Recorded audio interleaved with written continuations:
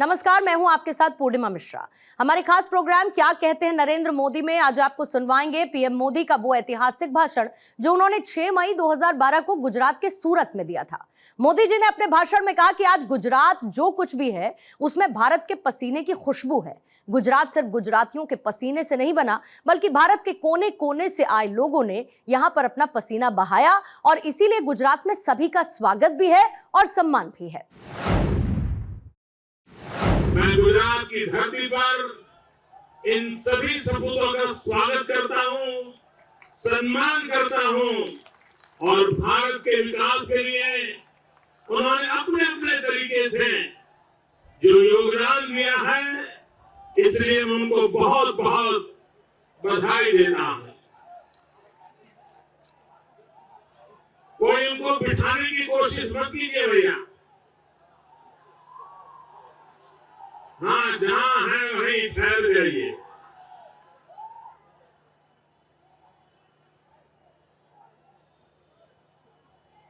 मतलब बिहार अपना शताब्दी का वर्ष मना रहा है।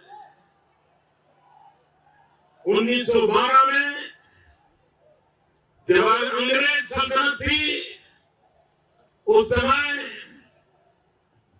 बंगाल से अलग होकर के बिहार ने अपनी विकास यात्रा का प्रारंभ किया। मित्रों, बीच के कुछ कालखंड में कुछ ऐसे नेताओं के हाथ बिहार चढ़ गया कि जिसके कारण बिहार की उस भव्य विरासत, बिहार का उस भव्य योगदान वो लोगों के मानस पलट पर से चला जाने लगा। लेकिन ये न भूलें कि बिहार ने इस देश को सदियों से बहुत कुछ दिया। पूरी मानव जात बिहार के प्रति कृतज्ञ है। आज पूरे एशिया में चले जाइए, बुद्ध से प्रभावित है। ये बुद्ध से प्रभावित होने का मतलब होता है बिहार से प्रभावित होना।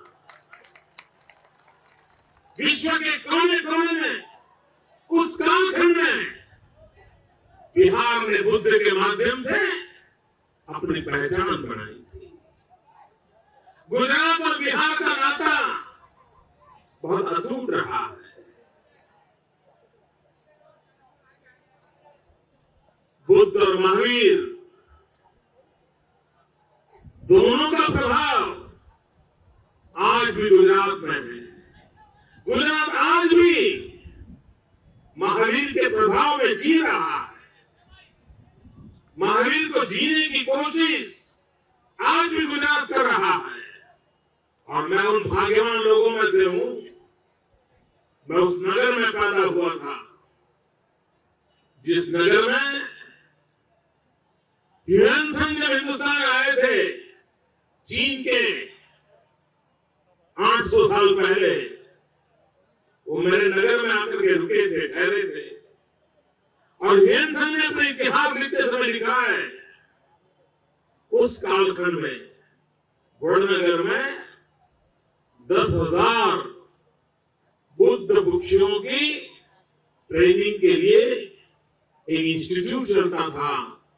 10,000 लोगों को रहने की हॉस्टल की व्यवस्था थी। यानी बुद्ध का प्रभाव कितना फैला होगा उसका अंदाज कर सकते हैं। और मैं उस नगरी में पैदा हुआ हूं, इसका मुझे गर्व है कि मेरा बिहार से नाता जुड़ जाता है। मैं तो पूरे विश्व में भगवान बुद्ध के अवशेष अगर आप अपने हथेली में लेकर के देख सकते हैं तो वो सिर्फ गुजरात में है। वो सिर्फ गुजरात में है। आज भी हमारे पास जब हम खुदाई कर रहे थे तो भगवान बुद्ध के अवशेष जब हमें मिले, सोने की डिब्बी में मौजूद है। और उसी को लेकर के हम भविष्य में भगवान बुद्ध का एक अति भव्य स्मारक बनाने वाले हैं, गुजरात की धरती पर बनाने वाले हैं। आज भी जो गिरनार जाएंगे तो गिरनार में अशोक के शिलालेख आज भी मौजूद है। भाई बहनों, महात्मा गांधी सार्वजनिक जीवन में पहला जन आंदोलन प्रारंभ किया था तो बिहार की धरती पर किया था, चंपारण में किया था। और बिहार के जयप्रकाश नारायण जी ने भ्रष्टाचार के खिलाफ सबसे पहले आंदोलन किया था तो गुजरात की धरती पर किया था। गुजरात का एक लाल बिहार में चंपारण में जाकर के आंदोलन करता है और बिहार का एक लाल गुजरात की धरती पर आकर के नौजवानों का नेतृत्व करता है। ये नाता बिहार और गुजरात का रहा है। भाइयों बहनों, आप आए हैं बिहार से, रोजी रोटी कमाने के लिए आए। गुजरात की धरती पर आपका स्वागत है। आज गुजरात जो भी है, हर हिंदुस्तान के पसीने की उसमें सुगंध है। ये सिर्फ गुजरातियों के पसीने से गुजरात नहीं बना है, हिंदुस्तान के हर कोने के किसी व्यक्ति ने अपना पसीना बहा है और उसके कारण मेरा गुजरात बना। और इसलिए गुजरात में सबका स्वागत भी है और सबका सम्मान भी है। भाइयों बहनों, गुजरात पर जितना अधिकार नरेंद्र मोदी का है उतना ही अधिकार मनोज तिवारी का भी है, उतना ही अधिकार आप सबका। ये देश एक है, उसे टुकड़ों में नहीं बांटा जा सकता। यहाँ की परंपरा एक है, यहाँ की संस्कृति एक है, यहाँ की विरासत एक है, यहाँ का जन जन एक है। और उस एकत्व के भाव से आज सूरत यानी लघु हिंदुस्तान है। हिंदुस्तान का कोई प्रदेश ऐसा नहीं होगा जिसके लोग सूरत की धरती पर न रहते हो। भाइयों बहनों, हिंदुस्तान के किसी और कोने में बिहार का कोई लाडला गया होगा तो उसकी मां हर हफ्ते पूछती होगी, बेटा सलामत तो हो ना। लेकिन अगर वो गुजरात आया होगा तो मां चैन की नींद सोती होगी कि मेरा लाडला गुजरात पर सलामत। अकेली बिटिया पटना से निकल करके अगर गुजरात आती होगी तो गुजरात की सीमा में जब ट्रेन पहुंचती होगी तब तक तो मां जागती होगी कि बेटी ट्रेन कहां तक पहुंची। जैसे ही मां को पता चलता होगा कि ट्रेन गुजरात में प्रवेश कर रही है, मां सो जाती होगी, बेटी अब तुम सही सलामत जगह पे पहुंच गई हो, मैं सो जाती हूँ। ये गुजरात ने अपनी इज्जत बनाई है। भाइयों बहनों, इस शताब्दी वर्ष में अगर हिंदुस्तान के हम सब लोग एक काम कर सके तो करने जैसा है, और मैं मानता हूं हम लोगों ने करना चाहिए। और नरेंद्र मोदी के नाते में जरूर जहां भी अवसर मिलेगा इस काम को करूंगा। वो कौन सा काम? कुछ कारणों से बिहार के संबंध में जो बोला जाता है कोई अच्छे शब्द प्रयोग नहीं होते, ये बंद होना चाहिए, ये बंद होना चाहिए। मैं तो आज हिंदुस्तान में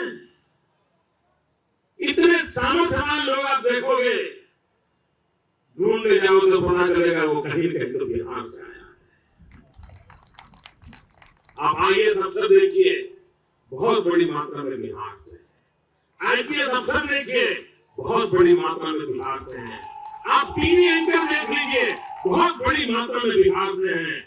आप सिने जगत में देख लीजिए, बहुत बड़ी मात्रा में बिहार से हैं। आज आप ज्ञान और विज्ञान के क्षेत्र में देखिए, बहुत बड़ी मात्रा में बिहार से लोग हैं। अभी भाई तथागत को आप लोगों ने देखा, तथागत एक बार खड़े हो जाओ। ये बिहार का बेटा दुनिया में सबसे छोटी उम्र में ज्ञान की ऊंचाइयों को पार करने वाला बेटा मेरे बिहार का है। फिर इस बिहार को कुछ भी शब्दों में क्यों बोला जाता है? पूरा देश एक बार सब संकल्प कर रहे हैं कि हम बिहार का गौरव प्रस्थापित करेंगे, पूरा प्रस्थापित करेंगे। बिहार के पास सब कुछ है, अच्छे लोग हैं, परिश्रमी लोग हैं, लेकिन छवि उसकी धूमिल कर दी गई है।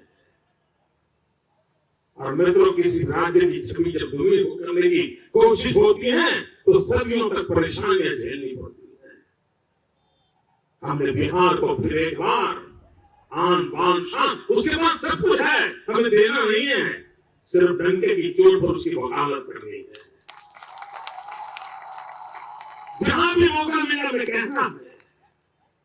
और भाइयों बहनों, अगर बिहार के लिए अच्छा बोलना हम शुरू करेंगे तो बिहार का जो खोया हुआ आत्मविश्वास है वो फिर से एक बार जग जाएगा। और देश को कोई भी राज्य देश को जितना दे सकता है उससे ज्यादा बिहार दे सकता है और देश की शान बढ़ा सकता है, ये मेरा विश्वास है।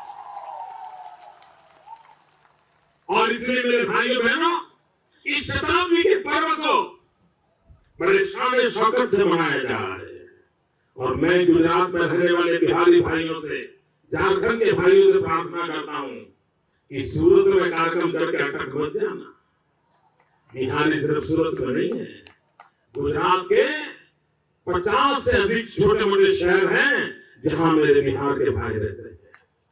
और हर जगह पे छोटा मोटा शताब्दी का कार्यक्रम करना चाहिए, उनको इकट्ठा करना चाहिए। मेरी सरकार का पूरा सहयोग रहेगा। पिछले साल हमने गुजरात की स्वर्णिम जयंती का अवसर मनाया था, पटना में भी मनाया था, रांची में भी मनाया था, धनबाद में भी मनाया था। और वहां के लोग गुजरात के शताब्दी महोत्सव का स्वर्णिम जयंती महोत्सव में पूरे उत्साह और उमंग के साथ जुड़े थे। अगर बिहार मेरे गुजरात की स्वर्णिम जयंती मनाता है तो गुजरात भी बड़े शान के साथ बिहार की शताब्दी मनाएगा। ये मेरा सौभाग्य है कि मुझे ऐसे वरिष्ठ सम्मानीय लोगों के सम्मान का अवसर दिया। बिहार के इस कार्य के आयोजकों ने मुझे यहाँ बुलाया, मेरा सम्मान किया, स्वागत किया। मैं उनका बहुत बहुत आभारी हूँ। आइए भाइयों बहनों, हम विकास के मंत्र को लेकर चले पड़े हैं। एक ही मंत्र है हमारा, विकास। और मैं चाहता हूं कि गुजरात का इतना विकास हो कि जब बिहार से आपका मनी ऑर्डर चला जाए ना तो पूरा घर भर जाए, आपका घर भर जाए। इतना विकास हो, आपकी माँ को इतना आनंद आए, वहां बेटा सही जगह पे पहुंचा है, इतने ढेर पैसे भेजता है, बस अब तो जीवन में सुख आ गया। इतना गुजरात का विकास करना है ताकि बिहार तक उसके सुख की चीजें पहुंचती रहे और बिहार को भी सुख मिले। इतने विकास में हम सब मिलकर के बड़ी नई नई ऊंचाइयों को पार करें, यही अपेक्षा के साथ आप सबको बहुत बहुत शुभकामनाएं।